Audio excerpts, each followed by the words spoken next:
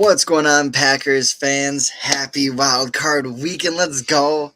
I can't believe it's already the playoffs, and we wouldn't want to have it any other way. We got the Chicago Bears, baby, round three. Oh, man, a chance to end the Bears season. Wouldn't want it any other way, would we? And hey, when we win tomorrow, go play Seattle. The path to the playoffs, or the path to the Super Bowl, looking kind of favorable right now, but we got to take care of business tomorrow. But before we dive into this Bears game, guys, let's look at the wild card. Let's check some picks. All right, tomorrow we got the Rams Panthers at 3:30. Rams got upset against the Panthers. You know what? It's not going to happen again. Panthers, hell of a season, won the division, but they couldn't beat Tampa in Tampa last week to take the division for sure. But let me go to the Rams. I just don't think that they can do it twice. At home is a little bit of an advantage, but nah. Sunday, Bills, Jags. It could be the easiest year for Josh Allen to get to the Super Bowl. But is it, though? He's got a wild card matchup against those Duval Jaguars, bro. Trevor Lawrence diamond it this year. I love to see the Jags balling, honestly. I wish that the Jags weren't playing the Bills. This game should be like a divisional game. I'm sick that the Bills got to play the Jags right off because one really good team gets eliminated off the bat, which blows. But I want to pick the Jaguars so bad. Like, I think it could happen, but I just got to pick the Bills. They're unpredictable, but something's just telling me Josh Allen, MVP, he's got a shot to do it in the AFC. So I just got to go with the Bills, I guess, right? I hate picking the Bills, but I'm picking the Bills. Niners, Eagles. Niners, no Trent Williams possibly. They got a lot of banged up guys. D Winners ain't playing. Eagles, they're pretty healthy. They're ready to go. They rested all their players last week, so they're coming fresh. I just think the Eagles are going to win this, honestly. San Fran's too banged up. Maybe if they had Trent Williams playing and their defense with, Boza, Warner, D Winners playing, yeah, it helps, especially against that Eagles offense that could pop off at any moment. But I just got to go the Eagles, bro. They're defending champs. At least they'll get through the wild card. Even though this is a hell of a game itself that should be a divisional matchup. Chargers, Patriots. Chargers are absolutely obliterated in injuries. So I got to go Patriots just off that. And the Patriots look really good. Home field advantage. Texans, Steelers. Was it the number 2 defense in the league versus old man Aaron Rodgers? I'm going Steelers. I don't think CJ is going to have enough in him to get to do much on offense against that Steelers defense. And plus, Steelers offense is kind of clicking. They get DK Metcalf back. Hopefully Gainwell is back too. So it's trending upwards for them. They're getting players back. So I'm going to go with Steelers. But now let's get into this, man. I got a lot of stats here. Here we go. The 9-7-1 Packers at the 11-6 division champs. I'll say it. Chicago Bears. Bears 2-game losing streak. Packers 4-game losing streak. Honestly, the Packers ones, you can kind of throw that away. The Bears ones, they played a damn good game. The Bears played a damn good game against San Fran. That could have been game of the year. But then they kind of looked bad. What's going on, Big B? But they kind of looked bad against the Lions. Ben Johnson versus Dan Campbell, and Dan Campbell won that one. So is it really the Bears just not being able to get it done, not figuring out, or has just been a little bit of bad luck? I could see it being both. But either way, Packers, Bears 1-1 this season. In week 14 they met up. Packers won at home 28-21. Keyshawn Nixon, game sealing pick. And then you had week 16 with Malik getting the rest of that game. Jordan going down, Pack losing overtime 16-22. But you know what? Jordan Love, he's 4-0 versus the Bears when he plays a full game. You just got to keep that in mind. Sure, Bears fans, feel yourselves. You beat us with no starting quarterback, and we fumbled the ball on an onside kick. Think about that. You guys literally got handed the game. And if there's one thing I know is that Jordan's going to carry a chip on his shoulder. The whole team is, and they're going to go down there, put belt to ass, and really show the Bears defense why they are not that legit. The one thing I do worry about though is Caleb Williams. I'll admit, Caleb's pretty damn good. He's getting better and better. Honestly, he's had a solid ass season. When you look at the stats between Williams and Love, what is it here? Yeah. Jordan Love on the season 23 touchdowns, 6 interceptions. Okay. Caleb Williams, 27 touchdowns, 7 interceptions. So what? He had 4 more passing touchdowns, 1 more pick, but the rating, Jordan had a rating of 101, Williams a rating of 90. So Williams had a good year. You can't deny that as a Packers fan. The Bears, you guys got a franchise quarterback for the next foreseeable future. So, and he's agile. He can move around. And it pisses me off when I see Caleb Williams running around the damn field and no one's getting him. Or you see Rashawn Gary give up on the play. We can't have that tomorrow. Honestly, I was talking to some people and we were like, should they bench Rashawn Gary? Should they? Why not let Brenton Cox get the start over him or throw in some of the rookies? Brinson, Sorrell, some of those guys, they're bringing juice to the team. And I love that. If Rashawn, if he's sitting there, half-assing, bro, sit him down, pull him out, bring one of the young guys in. Because we're paying him all that money to jog around on the field when we're paying some guys who are going to give it all their effort, not that much, and they're just chilling. Nah, no.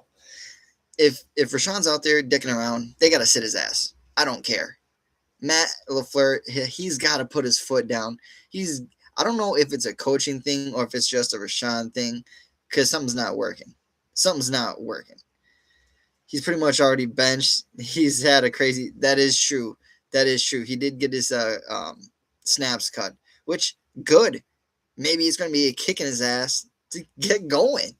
We want to see him do good, and we saw the Micah effect with Micah creating so much pressure on the other side that Rashawn's getting one-on-ones and he's getting more chances. Same thing with Enagbare. Enagbare was getting a lot of sacks before Parsons went down. So the Micah effect is real, and now Rashawn, Brenton Cox, some of those younger guys, they got to create their own effect because they got to get after Caleb. They can't let him run around. Game 1, Packers did their thing, but Caleb Williams, 186 yards, 2 tuds, and a pick. Game 2, 250 yards and 2 tuds. So the difference between game 1 and 2, well, A, Micah Parsons, game 1. B, game 2, we put him in bad position. We put the defense in a terrible spot. We had the fumble off Malik's head, which the Bears got, and then you had, the 4th and 1 stop that we couldn't get the first down. So, we gave them good field positioning where they could have gotten those touchdowns, which they did. Jordan Love, first game, 234 yards, 3 tuds, and a pick. The second game, 77 yards. Jordan was tearing up that Bears defense, which the Bears defense, it's not that good. They're secondary. Realistically, we saw the Packers get some deep balls on them. Game 1, one to Christian Watson, one to Bo Melton. So the deep threat's there. And now C.J. Gardner-Johnson for the Bears is out with concussion. So they lose one of their veteran backfield guys. And that deep ball is going to come. Kyler, I think, was it for the Bears? I'm trying to look it up here. Kyler Gordon, right? Yeah, Kyler Gordon. He is questionable for the Bears. So we'll see if he goes. But if he doesn't go, the Bears are going to be looking very slim at cornerback. So I expect the Packers to attack them. Why not? As long as the O-line can step up and, not let Jordan get pressured, he'll have all the time in the world to sling that down the field, especially on this Bears secondary who's gotten torched plenty. And now Zach Tom's coming back too. We haven't seen Zach Tom play in a hot minute in like a month. And now our best offensive lineman is coming back. Thank God, because I can't watch this Packers O-line any longer. It's terrible. It's god awful. With all the injuries, the rookies, just the shuffling of the O-line. It's not pretty. But Zach Tom's coming back, so good. Bring Zach Tom back. All right, now we can start blocking. Jordan has time to throw it. Start running. Maybe Josh Jacobs will have more than 4 carries in the game and actually get some yards. He should be healthy too. Josh said this is the first time he's felt healthy since week 10. Since week 10. And this is the crazier part. He's been nursing this thing the whole time. And you're telling me we didn't sit him for, the Ravens game or, maybe the the Bears game, he got hurt early on. So, I just don't get why they kept him out there so much. If he said he hasn't felt this good since week 10, then why didn't he just rest? I get it. He's a workhorse who wants the ball. But, dog, we need you. Just got to relax. So, if he's full go, I expect Josh to get 80 yards as long as he stays healthy. Key thing. Emmanuel Wilson, I doubt he'll get any snaps unless Josh gets hurt, obviously. Maybe they'll do a little wide receiver screen with Golden or Reed.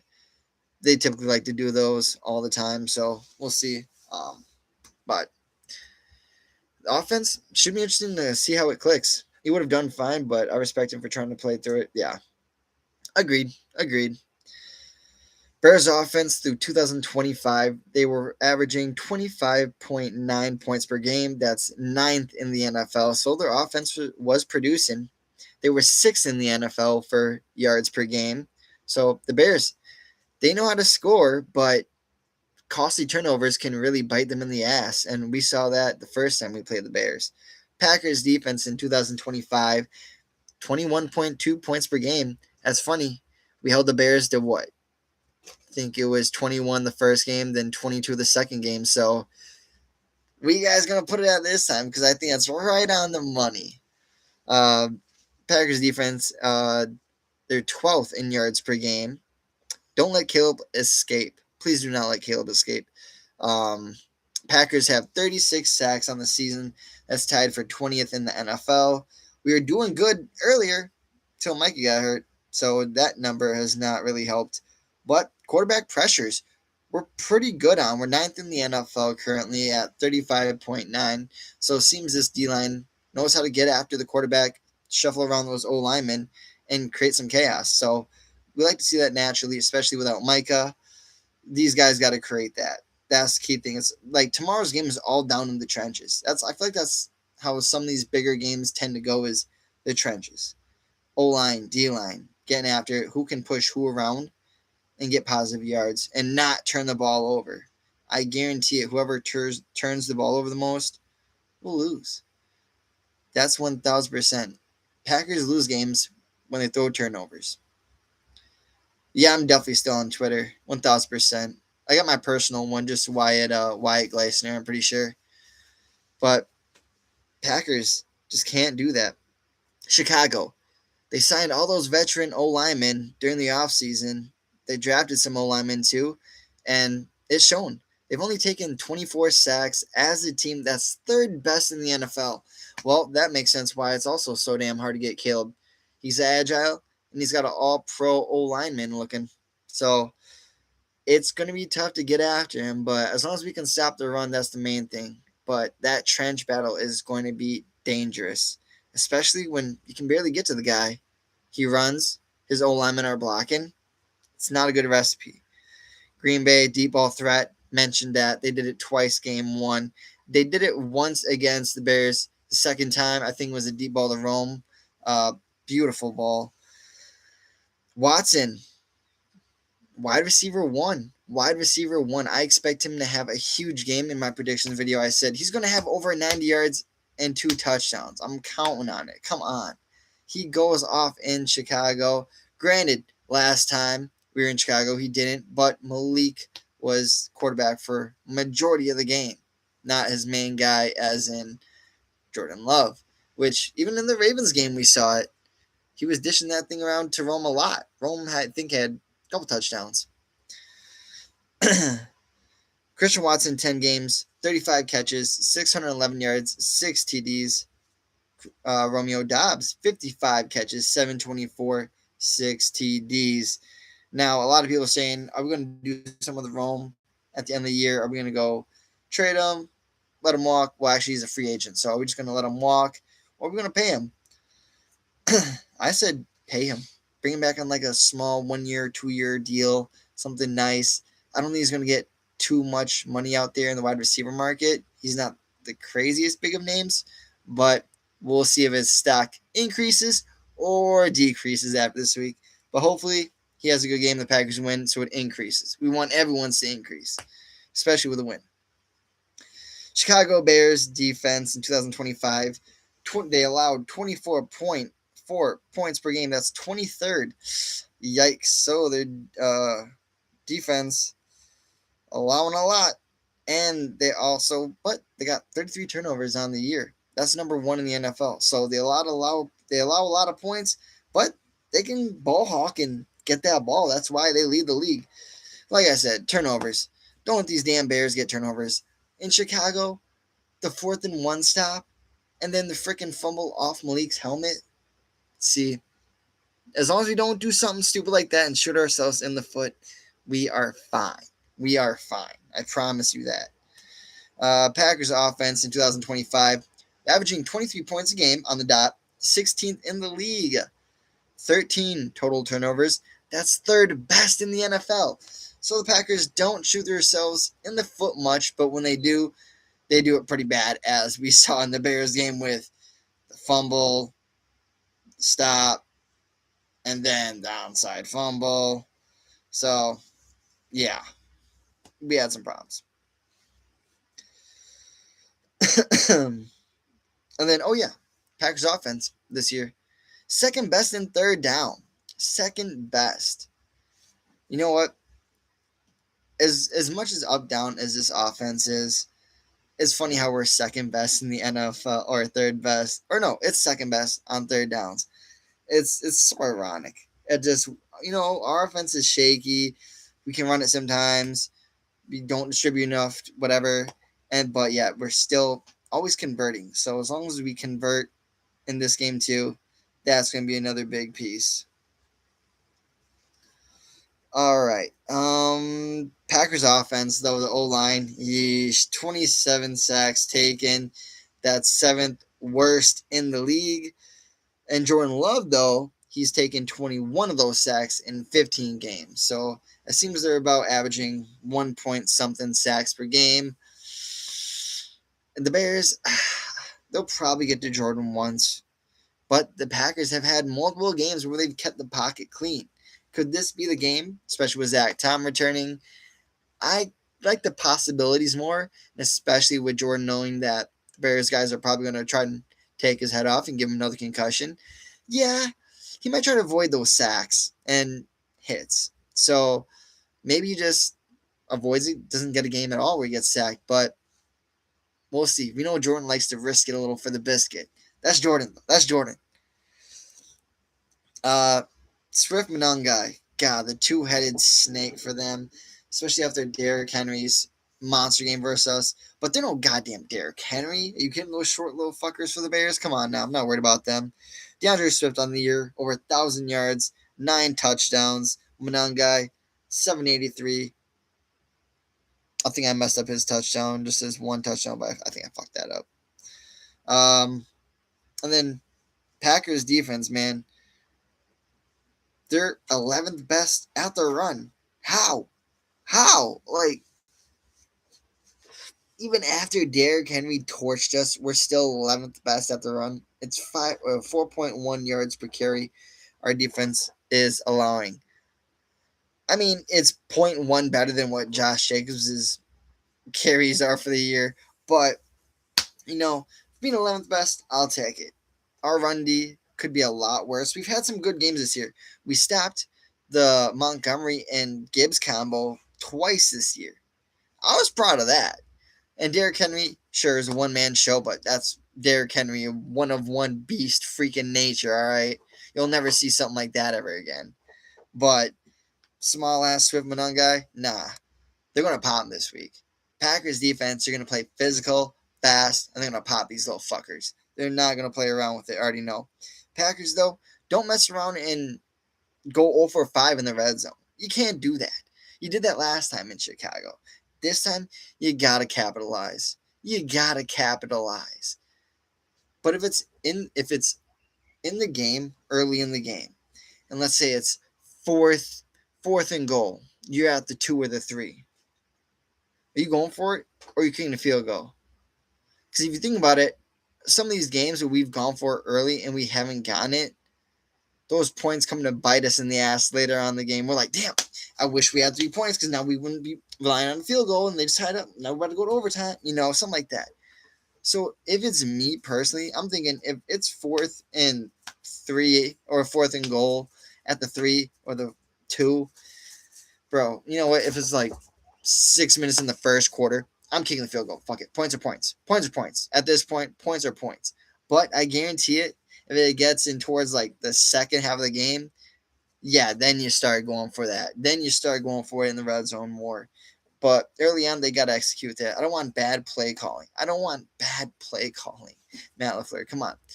Run up the damn middle with Josh. Hey, if you see one-on-ones, shit, throw it up top to Christian. His big body ass is going to come down with it. We all know that. He's a beast. Even Romeo Doubs, a great, reliable red zone threat. He always is Jordan's out in the red zone. He's got great hands. Well, pause. Granted, a couple weeks ago. But he's got great hands. I promise you that, guys. That was a fluke. But, all right, let's get this prediction going. Hold Swift Monangai under 100 rushing yards combined. Yes, I said that. All right, you heard me. I'm not playing. Christian Watson, 90-plus receiving yards, 2 tuds. Is what is. Jordan Love, 264-plus passing, 3 tuds. Mark that, all right? I got to re-up my PrizePicks account now and put that as a parlay because it's going to cash. I'm telling you, it's going to cash. Or a Jordan Love one's going to cash. And I got the Packers winning 24-21. It's going to be a fun game. I'm so excited for this one, guys. What do you guys think the score is going to be? What are you most excited about for the game tomorrow? How you feeling? I've talked to some of my Packer friends, buddies. Oh, I don't want to lose. Stop talking like that. It's the Bears, guys. This is history. Just look at their records.